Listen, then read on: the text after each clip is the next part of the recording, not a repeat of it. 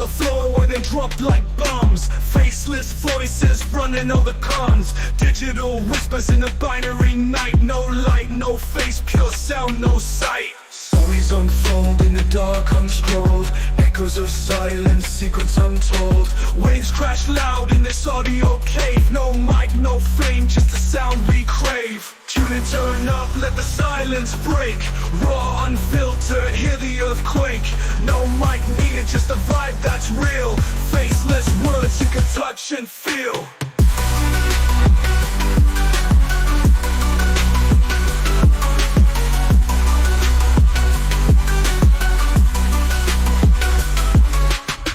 In shadows, voices untamed. No need for spotlight, no claim to fame. Just a beat of life in a stream of thought. Every word a punchline, no need to be taught. Just listen close, no visuals needed.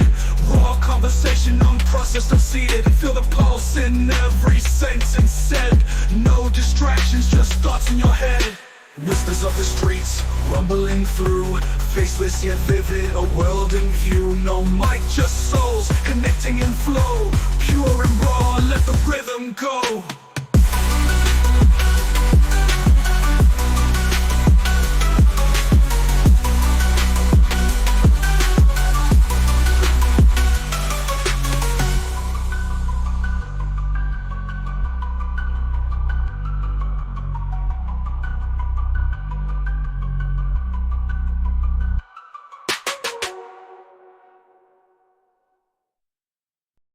Bopp's Sanskrit studies and Sanskrit publications are the solid foundations upon which his system of comparative grammar was erected, and without which that could not have been perfect. For that purpose, far more than a mere dictionary knowledge of Sanskrit was required. The resemblances which he detected between Sanskrit and the Western cognate tongues existed in the syntax, the combination of words in the sentence, and the various devices which only actual reading of the literature could disclose, far more than in the mere vocabulary. As a comparative grammarian he was much more than as a Sanskrit scholar. And yet it is surely much that he made the grammar, formerly a maze of Indian subtlety, as simple and attractive as that of Greek or Latin, introduced the study of the easier works of Sanskrit literature, and trained personally or by his books pupils who could advance far higher, invade even the most intricate parts of the literature and make the Vedas intelligible. The great truth which his comparative grammar established was that of the mutual relations of the connected languages. Affinities had before him been observed between Latin and German, between German and Slavonic, etc. Yet all attempts to prove one the parent of the other had been found preposterous. Martin Franz Bopp 1791–1867 was a German linguist primarily known for his pioneering and extensive comparative work on Indo-European languages.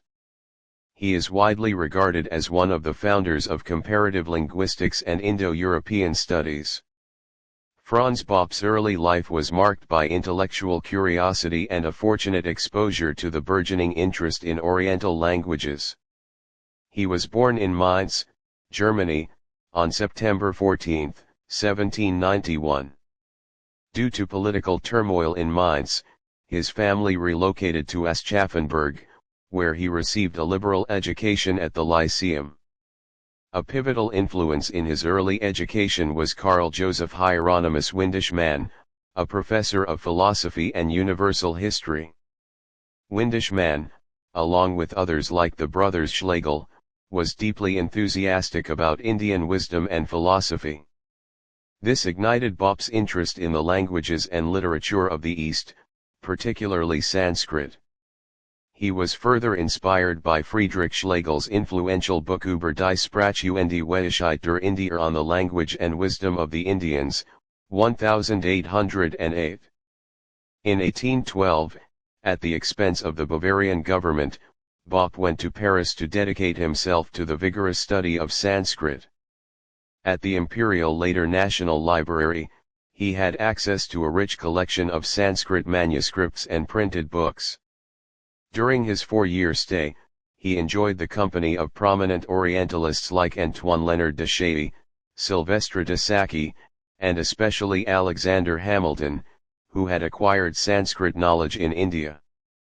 Bopp diligently studied Sanskrit, even teaching himself Spanish in the process. His intense studies in Paris culminated in his first major work, Über das Konjugationssystem der Sanskrit-Sprache in Vergleichung mit jenem der Griechischen, Latinischen, Persischen und Germanischen Sprache on the conjugation system of the Sanskrit language compared with that of Greek, Latin, Persian, and German, published in 1816.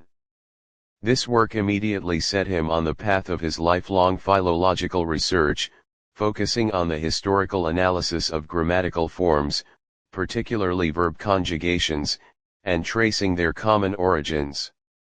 This publication, though early, already laid the groundwork for his groundbreaking comparative method. After a brief return to Germany, Bopp traveled to London in 1818, where he met other significant Sanskrit scholars like Sir Charles Wilkins and H. T. Colebrooke. He also befriended Wilhelm von Humboldt, then the Prussian ambassador, whom he tutored in Sanskrit. In London, he further expanded his comparative work, publishing Analytical Comparison of the Sanskrit, Greek, Latin and Teutonic languages in 1820, extending his analysis beyond verbs to all parts of grammar.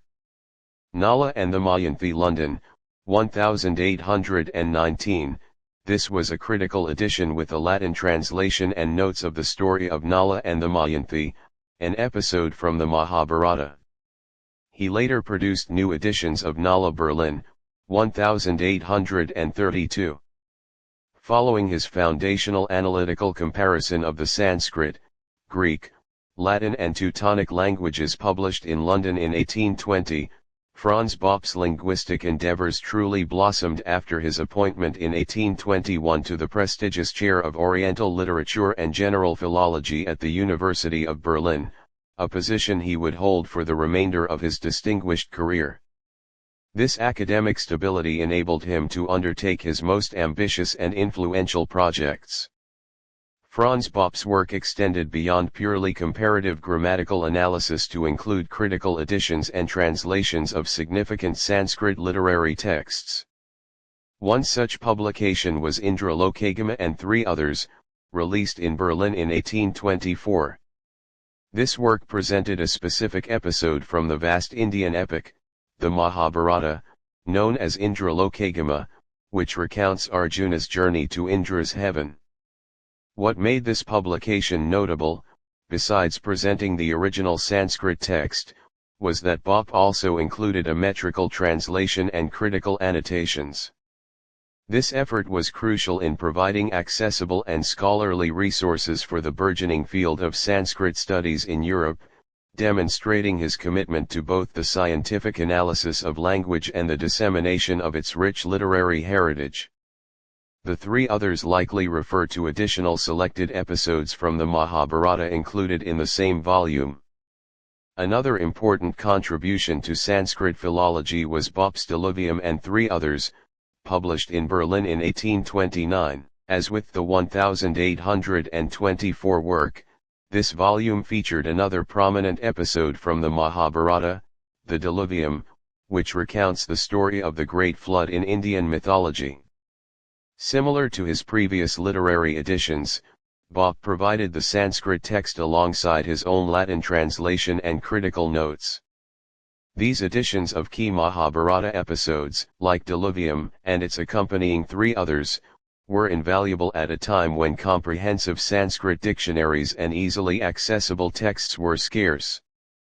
They allowed scholars and students to engage directly with the original literature.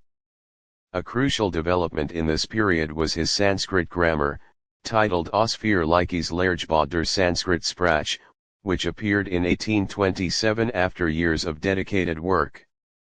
This was followed by a Latin edition and a shorter grammar, demonstrating his ongoing commitment to making Sanskrit accessible and understandable, thereby underpinning his broader comparative work. He also meticulously compiled a Sanskrit and Latin glossary in 1830, a scholarly tool that would be expanded in later editions to include considerations of cognate languages, reflecting his ever-widening comparative scope. However, the crowning achievement of his life's work, which solidified his standing as the father of comparative Indo-European linguistics, was his monumental Vergleichende Grammatik des Sanskrit, Zend, Griechiskan, Latiniskan, Lithuaniskan, Altslawiskan, Gothiskan und Deutschen. This comparative grammar, published in 6 substantial parts between 1833 and 1852, was an unprecedented undertaking. In it, Bopp systematically delved into the common historical development of these diverse languages, meticulously describing their original grammatical structure as deduced from their intercomparison, tracing their phonetic laws, and, most critically, investigating the very origin of their grammatical forms, particularly inflections. Beyond this magnum opus, Bopp consistently engaged in further linguistic exploration, presenting numerous specialized monographs and essays, often to the Royal Prussian Academy of Sciences. These in-depth studies covered a wide array of topics, including the intricate vowel system of the Germanic languages in 1836 and a significant contribution to the understanding of the Celtic languages in 1839. While some of his more speculative attempts to link language families, such as his 1840 work on the relationship between Malayo-Polynesian and Indo-European languages, were later found to be incorrect, they nevertheless illustrate the breadth of his linguistic curiosity. He also dedicated research to languages like Old Prussian in 1853 and Albanian in 1854, and conducted detailed analyses of linguistic features like the accent in Sanskrit and Greek in 1854.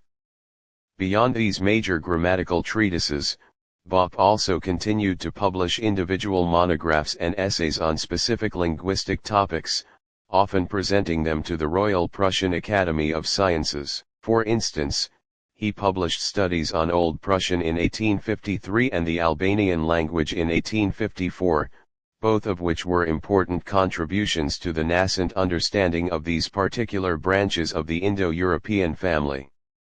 He also continued his detailed analyses of phonological phenomena, as seen in his paper on the accent in Sanskrit and Greek in 1854.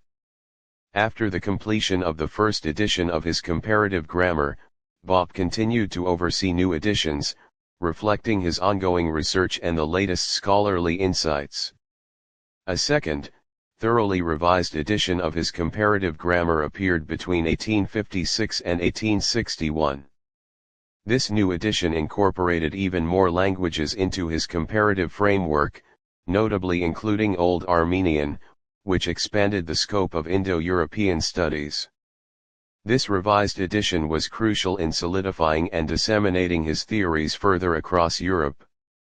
An excellent French translation of this second edition was subsequently made by Professor Michel Briel in 1866, making his work accessible to a wider international audience. A third edition was actually in print at the time of Bopp's death and was published posthumously in 1868, incorporating his final revisions and additions. Franz Bopp passed away in Berlin, Germany, on October 23, 1867, at the age of 76.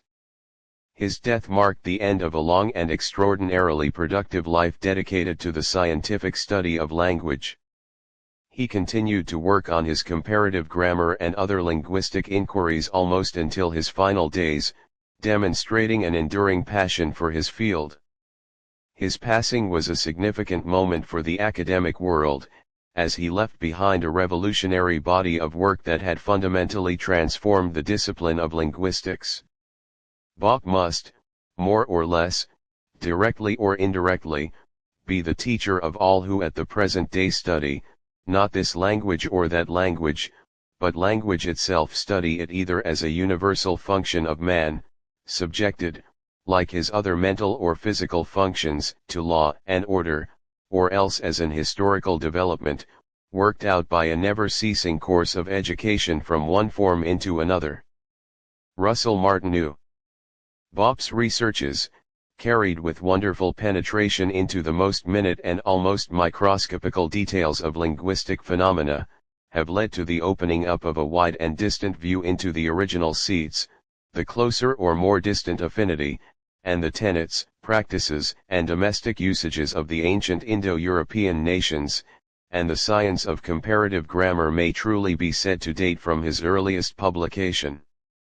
In grateful recognition of that fact, on the 50th anniversary May 16, 1866 of the date of Windishman's preface to that work, a fund called Die Bopp Stiftung, for the promotion of the study of Sanskrit and comparative grammar, was established at Berlin, to which liberal contributions were made by his numerous pupils and admirers in all parts of the globe. Bopp lived to see the results of his labors everywhere accepted, and his name justly celebrated.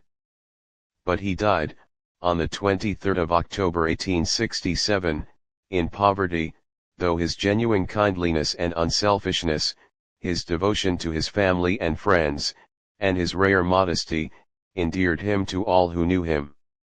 Encyclopaedia Britannica.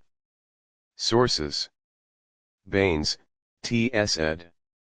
1878, Francis Bopp, Encyclopaedia Britannica, Volume 4 9th ed. New York, Charles Scribner's Sons, pages 49-50. Martineau, Russell 1867, Obituary of Franz Bopp, Transactions of the Philological Society, London, 305-14. Attribution. This article incorporates text from a publication now in the public domain, Chisholm, Hugh, ed. 1911, Bopp, Franz, Encyclopaedia Britannica, Volume 4 11th ed. Cambridge University Press, pages 240-241. This article incorporates text from a publication now in the public domain, Rhines, George Edwin, ed. 1920, Bopp, Franz, Encyclopaedia Americana, Volume 4, pages 261-262. References: Angela S. de Rammer ed. Romantic Poetry, Volume 7, John Benjamin's Publishing, 2002, p. 491. Hadumad Busman, Routledge Dictionary of Language and Linguistics, Routledge, 1996, p. 85. Lolashi, Astrid October 22, 2013. History, Kverka Endadurmi 22 Tetter History, What Happened on October 22 in Albanian. New York, Diali. Book of Members, 1780-2010, Chapter B PDF. American Academy of Arts and Sciences. Archived PDF from the original on June 18, 2006. Retrieved September 15, 2016. Franz Bopp. American Philosophical Society Member History Database. Retrieved February 16, 2021. Rhines 1920, p. 261 cites Martineau 1867.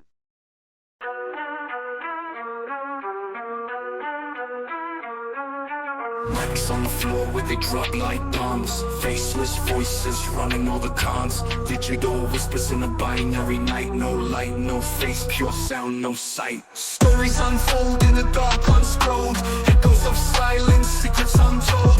Waves crash loud in this audio cave. No light, no fame, just the sound we crave. Tune in, turn up, let the silence break. Raw, unfiltered, hear the earthquake. No mic needed, just the vibe that's real. Faceless words you can touch and feel.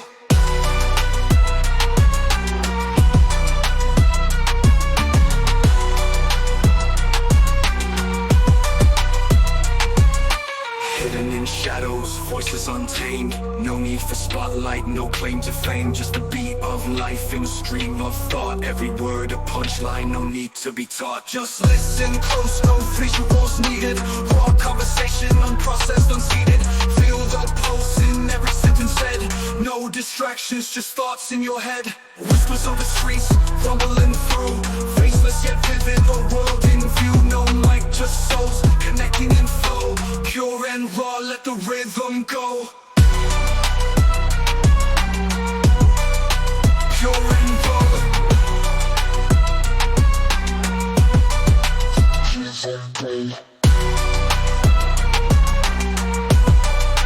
Pure and raw.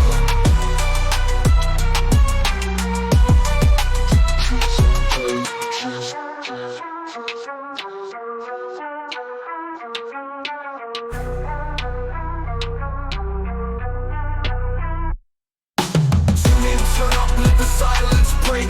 Raw, unfiltered, hear the earthquake. No mic needed, just a vibe that's real. Faceless words you can touch and feel. Tune in, turn up, let the silence break. Raw, unfiltered, hear the earthquake. No mic needed, just a vibe that's real. Faceless words you can touch and feel.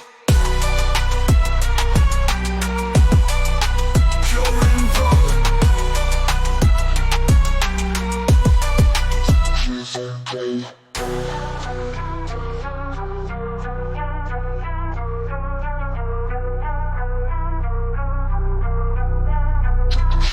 Play.